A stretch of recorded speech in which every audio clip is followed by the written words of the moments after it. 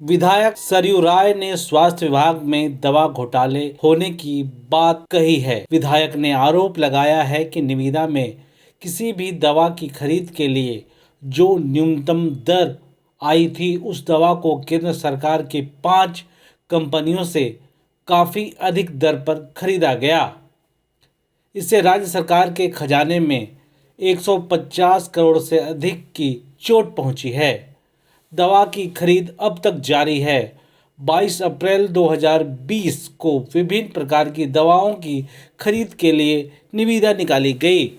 सबसे कम दर यानी L1 होने वाले निविदाताओं का चयन तो हो गया और 15 जून 2020 को पत्र भी भेजा गया। 19 जून 2020 तक वे इकरारनामा जमा कर दें ताकि उन्हें संबंधित दवाओं का क्रय आदेश जारी किया जा सके। जबकि सच्चाई यह है कि दवाओं की खरीद हुई ही नहीं।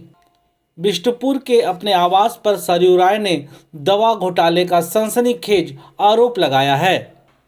सरयू राय ने कहा कि दवा खरीद किए बिना ही उनकी जगह स्वास्थ्य विभाग ने संचिका तैयार कर जिन 103 दवाओं का राज्य सरकार के अस्पताल में मांग है, उन दवाओं के भारत के औषधि निर्माता लोक उपक्रम से मनोनयन के आधार पर खरीद की जाए। संकल्प के रूप में यह प्रस्ताव 28 दिसंबर को कैबिनेट को स्वीकृति के लिए भेजा गया। 3 फरवरी को कैबिनेट को स्वीकृति प्राप्त हो गई।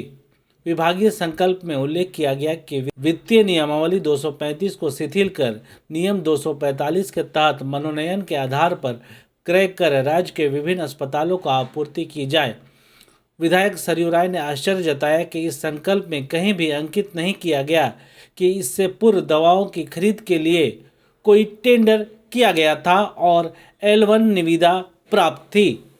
ऐसे में दवा घोटाले का बड़ा सनसनीखेज आरोप सरयू राय ने लगाया है और कहा जा रहा है कि ये अगर जांच होती है तो एक बड़ा घोटाला बनकर सामने आएगा। 2020 में एक टेंडर निकाला कि जेनरिक दवाओं की हम खरीद करेंगे, 150-200 दवाएं थीं, उनकी खरीद करेंगे। तो जून 2020 में इन्होंने टेंडर निकाला। 22 अप्रैल 2020 को स्वास्थ्य विभाग ने एक टेंडर निकाला और जून में इसका दर फाइनल हो गया। न्यूनतम जो आपूर्ति करता है न्यूनतम दर पर, उसको 15/6/2020 को आदेश चला गया कि आप 19 जून तक हमारे साथ एग्रीमेंट कर लिए, सप्लाई करिए। उस ऑर्डर के साथ आप किस दर पर सप्लाई करेंगे दवा, ये कागजात भी उनके पास चले गए। पर क्या हुआ कि इतना होने के बाद भी दवाएं खरीदी नहीं गई टेंडर से जो निर्धारित होता था न्यूनतम दर उस पर। अब उसके महीने 1.5 महीने बाद कसरत शुरू किया स्वास्थ्य विभाग ने संचिका में कि साहब भारत सरकार की 5 कंपनियां हैं, भारत सरकार खुद ही उसका दर निर्धारित कर देती है। तो मनोनयन के आधार पर झारखंड वित्तीय नियमावली की 235 धारा को शिथिल करके 245 के तहत हम मनोनयन पर खरीद कर लें, ये कैबिनेट आदेश दे। कैबिनेट से आदेश ले लिया और जब आदेश गया इनको, इन कंपनियों को दवा आपूर्ति की, और उसमें जो इनकी दर थी उस दर में और 2 महीना पहले टेंडर में जो दर आई थी उसमें ज़मीन आसमान का अंतर है साहब। 4 गुना 5 गुना महंगे दर पर ये दवाएं स्वास्थ्य विभाग ने खरीदी। अब जब आपने टेंडर कर दिया था तब आपको मनोनयन पर जाने की ज़रूरत क्या थी? अगर कैबिनेट के पास संकल्प लेकर गए तो आपने उसमें लिखा कि नहीं लिखा कि साहब हम मनोनयन के लिए तो आ रहे हैं परंतु टेंडर पहले हो चुका है। तुलनात्मक विवरण नहीं प्रस्तुत किया आपने कि टेंडर का क्या दर है, मनोनयन का क्या दर है। तो इस तरह से 150 करोड़ रुपये से ऊपर हमारे झारखंड सरकार के खजाने पर चपत पड़ी है इससे। अब 150 करोड़ रुपया कहाँ गया, किसी को बटा कि नहीं बटा, ये जांच करने पर पता चलेगा। मैं मुख्यमंत्री जी से मांग करता हूँ कि वे स्वास्थ्य मंत्री से स्पष्टीकरण पूछें कि आखिर क्यों उन्होंने ऐसा किया।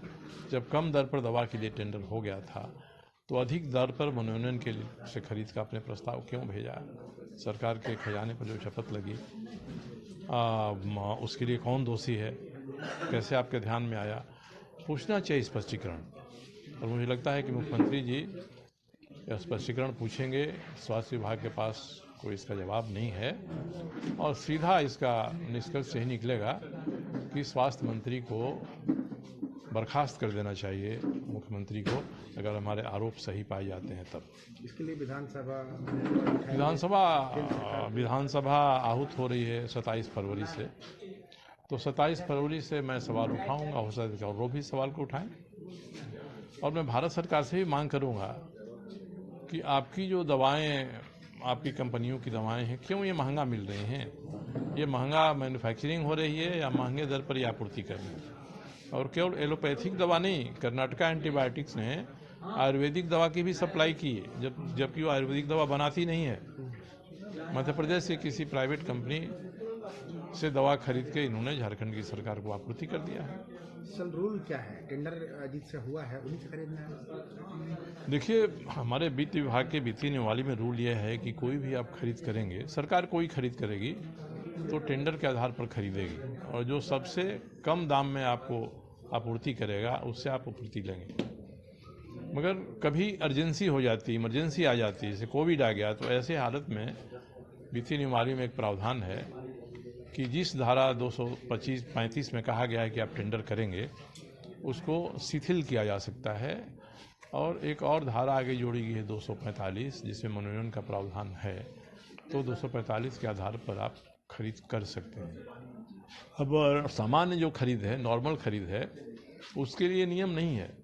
नॉर्मल खरीद के लिए धारा 235 के अधीन आपको टेंडर करना है। अब यहाँ इन्होंने टेंडर किया, टेंडर करने के बाद न्यूनतम दर वाले जो आपूर्तिकर्ता हैं उनको चिट्ठी भेजा, दर भी भेज दिया, मगर क्यों नहीं खरीदा? क्या कोई सौदेबाजी हुई इस बीच में? कोई शर्तें रखी गई जिसको टेंडर में न्यूनतम आने वालों ने पूरा नहीं किया? और आपने साहब कैबिनेट के सामने प्रस्ताव भेज दिया कि मनोनयन पर खरीदेंगे, भारत सरकारी कंपनियों से खरीदेंगे। और भारत सरकारी कंपनियों से आपने जिस दर में खरीदा वो 4 से 5 गुना अधिक दर है। एक दवा के एक टैबलेट के लिए 4 पैसा अगर लगता तो 20 पैसे में, 25 पैसे में भारत सरकारी कंपनियों ने क्या लगता है सर,